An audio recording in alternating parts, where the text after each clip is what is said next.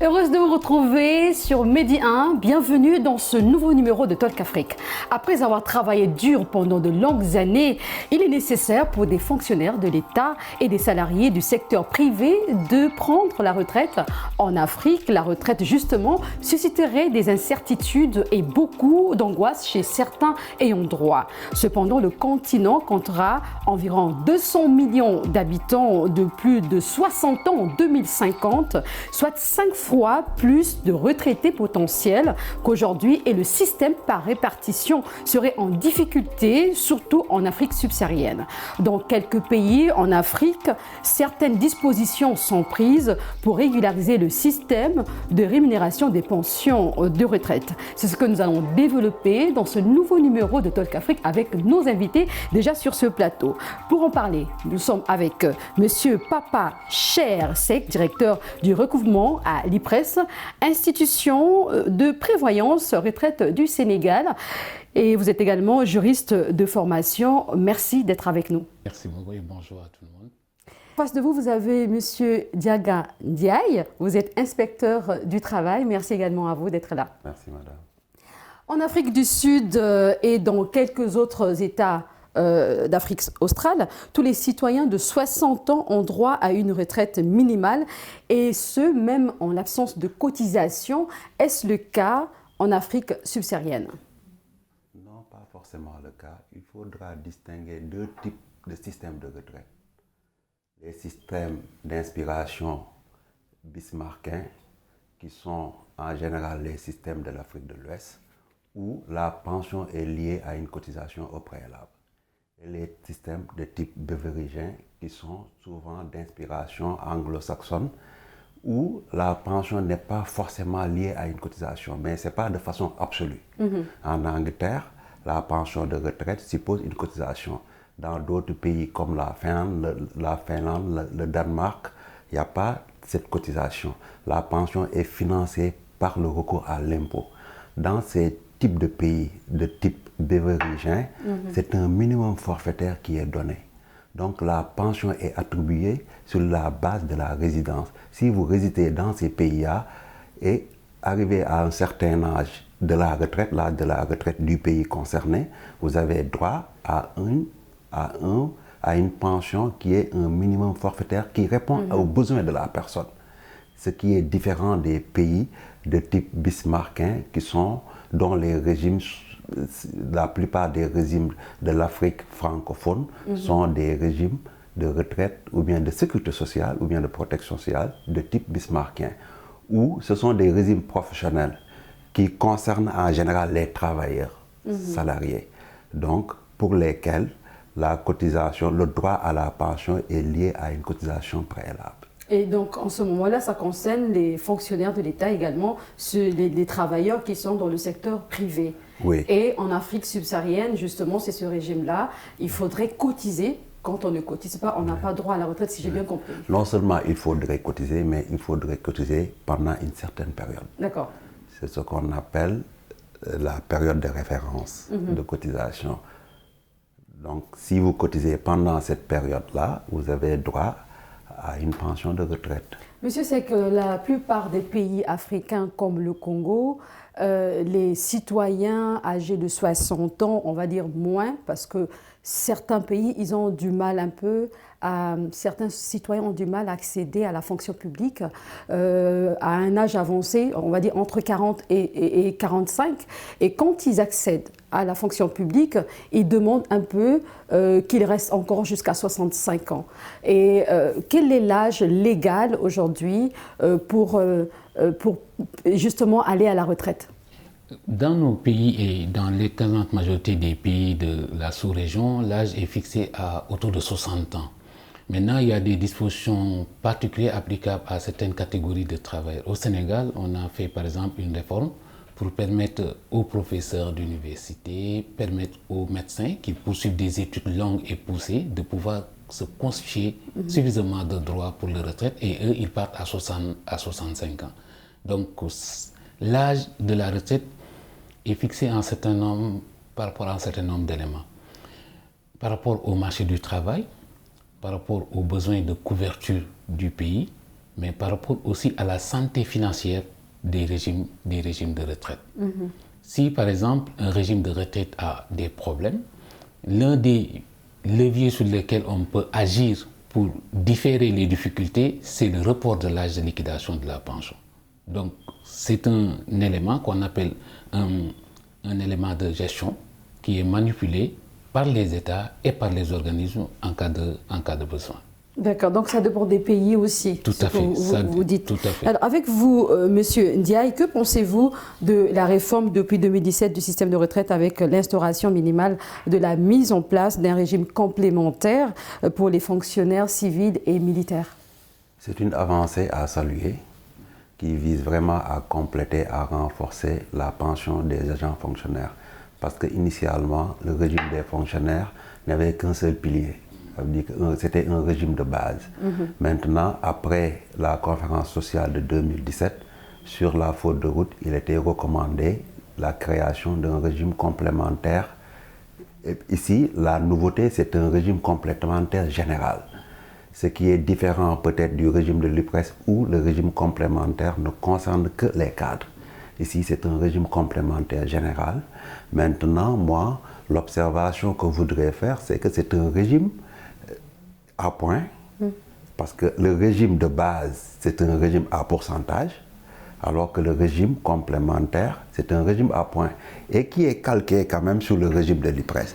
Et ça, moi, c'est peut-être le petit regret que j'ai, parce que, en fait, l'assiette de cotisation n'est pas la même.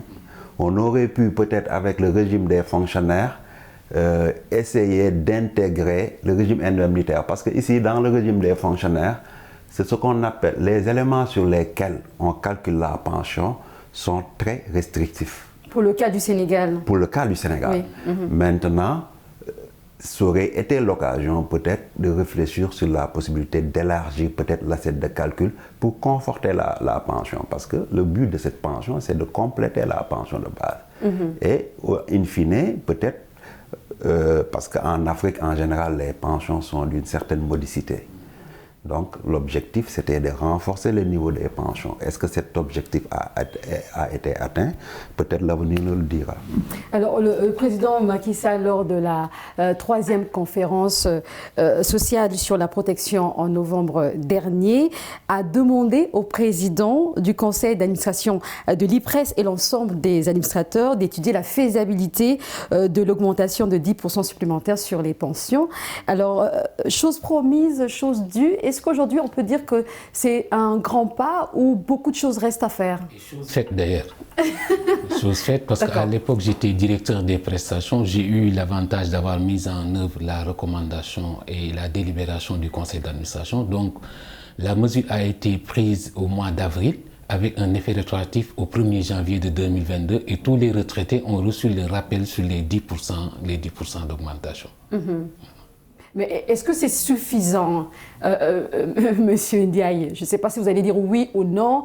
Vous n'êtes pas retraité, mais peut-être que vous pouvez vous mettre à la place de ces personnes retraitées. C'est un pas. Est-ce suffisant ou pas? Peut-être c'est les concernés qui seront les mieux placés pour l'apprécier. Mais le fait de vouloir revaloriser le niveau des pensions, je crois que c'est l'acte qui doit être salué. Maintenant, ce ne sera jamais suffisant parce que la pension, en fait, c'est une contrepartie du salaire d'activité. Donc, ipso facto, il y a une baisse des revenus.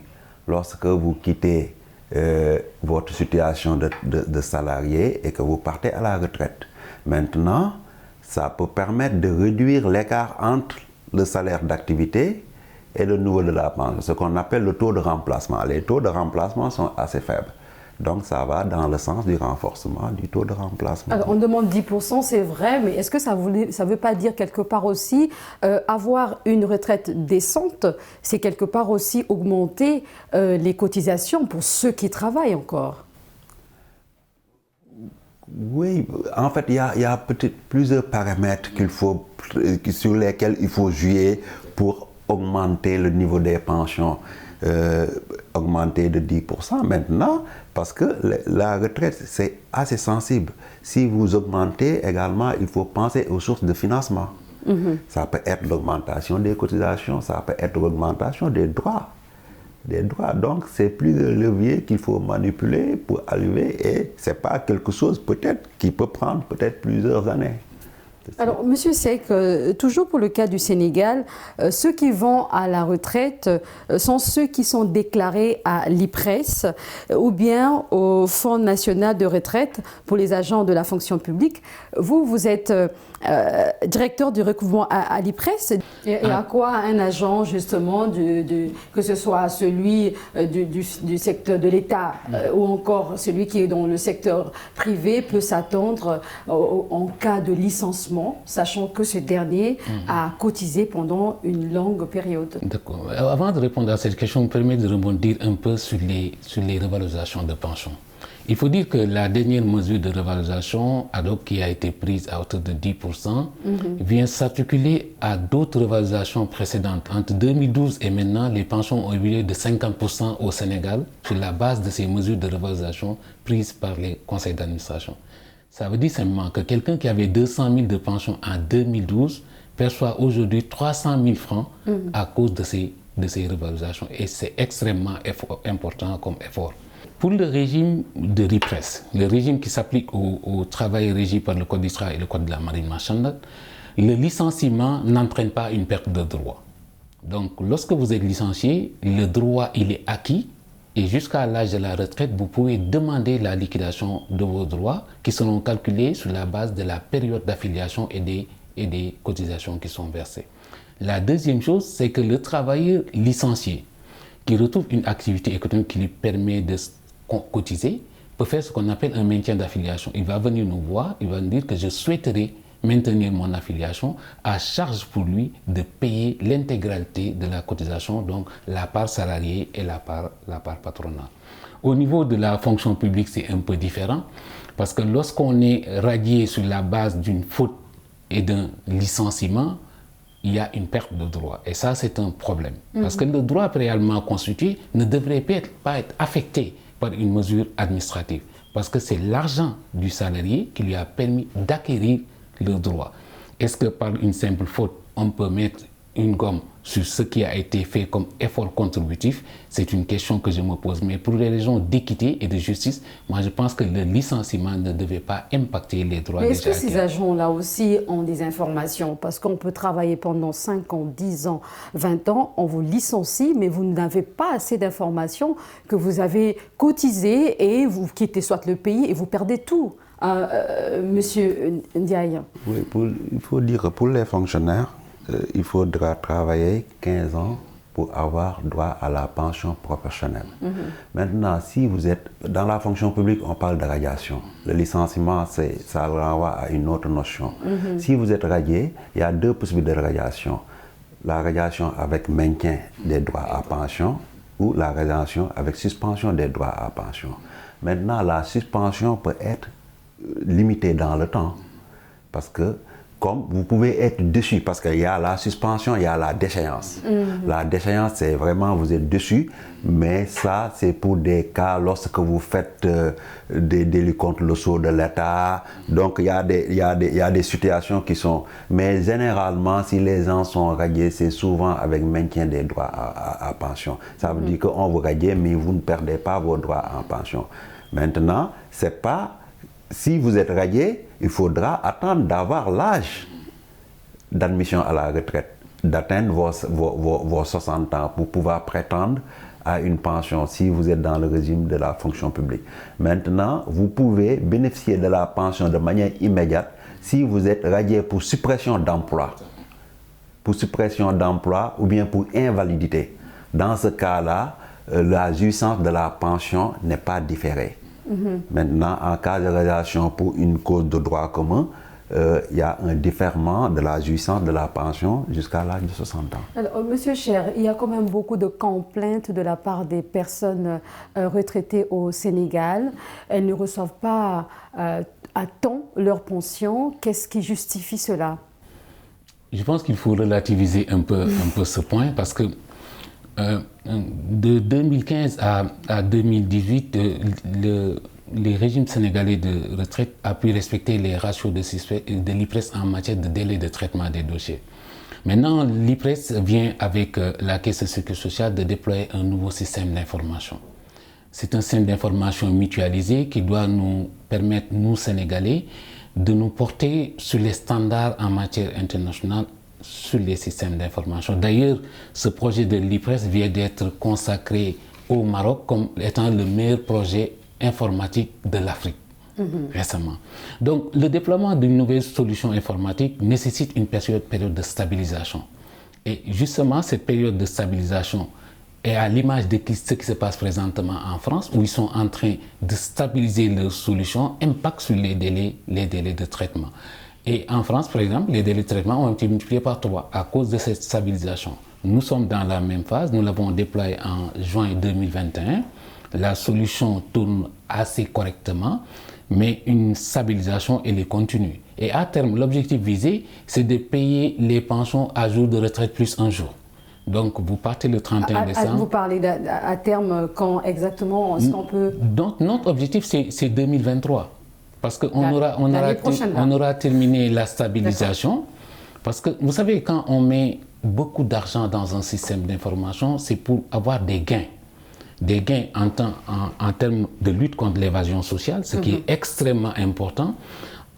Des gains en termes de communication avec nos assurés, un point que vous avez évoqué. Avec ce nouveau système d'information, on a un portail qui permet aux salariés de pouvoir se connecter et de pouvoir voir l'étendue de sa carrière déclarée et l'étendue de ses droits prévisionnels. Je pense que ça, c'est quelque chose d'extrêmement important. Et à terme, on va leur permettre, à partir d'un simple téléphone portable, de pouvoir se connecter pour suivre un peu la traçabilité de leur carrière.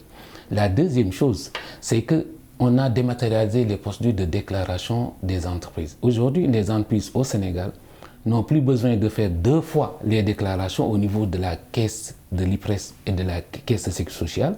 La déclaration, elle est faite une fois au niveau de n'importe laquelle des 2 institutions et le système qui est partagé récupère automatiquement l'information pour la seconde institution. Donc, nous, notre objectif, c'est qu'à partir de 2023, tout le système soit déployé et que tout le système soit opérationnel. Là, c'est la partie prestation qui est déjà opérationnelle et qui nous vaut des résultats parce que les pensions mensuelles sont payées depuis plus de 7 mois présentement avec le nouveau système. La partie recouvrement, elle est déployée pour la partie immatriculation et paiement des cotisations. Il reste juste à déployer les parties contrôle employeur et gestion des contentieux. Quand vous entendez parler, on peut dire que le Sénégal est un exemple. Mais ce que j'ai posé comme question, c'est pas seulement au Sénégal, mais également dans d'autres pays, les retraités ne perçoivent pas à temps plutôt leur pension. Monsieur Ndiaye, quelle solution justement pour résoudre justement ces problèmes auxquels sont confrontés ces retraités? Je crois que le recours à l'outil informatique, les nouvelles technologies de l'information, de la communication peuvent jouer un rôle important. Déjà dans l'information, comme il vient de le préciser, souvent il y a une certaine opacité sur la carrière de la personne. C'est à l'approche de la retraite ou bien arrivé à la retraite que les gens peuvent avoir une petite idée de leurs droits. Et souvent, ce sont des surprises. Peut-être il y a des retards de cotisation, il y a des dysfonctionnements. Maintenant, le fait d'informatiser le système peut donner un coup de pouce dans le traitement des dossiers. Si on prend l'exemple du Sénégal, il y a des efforts au niveau du FNR qui ont été faits. Lorsque vous déposez votre dossier, dans les 15 jours, le traitement intervient. Maintenant, le problème peut venir dans le processus parce que ici, le processus de retraite au Sénégal est éclaté en 2 ministères, à savoir le ministère en charge des finances et le ministère de la fonction publique. Dans la constitution des dossiers, il y a des dossiers, il y a des pièces qui doivent être délivrées par le ministère de la fonction publique. Et dans le processus, en fait, vous pouvez accuser des retards qui peuvent durer jusqu'à 1 an, 2 ans. Parce que la liquidation suppose que vous puissiez disposer de votre décision de mise à la retraite. Vous voulez dire que ce sont des procédures que d'autres pays doivent peut-être considérer, ils doivent prendre en compte. Vous avez parlé justement d'informatiser les fichiers. Est-ce que d'autres pays africains peuvent prendre aussi cet exemple-là? Oui, je crois qu'il faudra... Moi, je pense que l'exemple de la CAFO au Burkina Faso, quand même avec la caisse, je crois que pour moi, ils sont un peu en avance. Oui. Donc, il y a certains pays africains sur lesquels on peut s'inspirer. On peut s'inspirer. Et pour les régimes publics également, si l'exemple du Sénégal peut-être aller vers l'autonomisation, peut-être de la caisse de retraite des fonctionnaires, aller vers ça. Et il est aussi possible qu'un employé demande une retraite anticipée pour raison médicale. Est-ce que cela concerne seulement les fonctionnaires ou encore les salariés qui sont dans le secteur privé? Tout à fait. Les travailleurs relevant des régimes de l'IPRES peuvent demander à jouir de leur retraite par anticipation, pas seulement dans le cas de maladie. L'avantage qu'ils ont dans le cas de la maladie, c'est qu'ils bénéficient tout de suite de leurs droits, mais il n'y a pas de coefficient d'anticipation qui leur sont appliqués. Donc c'est l'intégralité des droits qu'on leur paye. Ils peuvent le faire également parce qu'ils n'ont plus d'emploi, parce qu'ils n'ont plus de revenus. Arrivés à un certain âge, donc 55 ans au Sénégal, ils peuvent venir nous voir pour dire « je souhaiterais bénéficier de la pension ». Mais dans ce cas, on applique un coefficient d'anticipation, ce qui est une sorte d'escompte bancaire qui nous permet de le payer tout de suite, mais en prélevant un petit montant sur le mois. Je pense que c'est M. Ndiaye qui parlait du nombre d'années.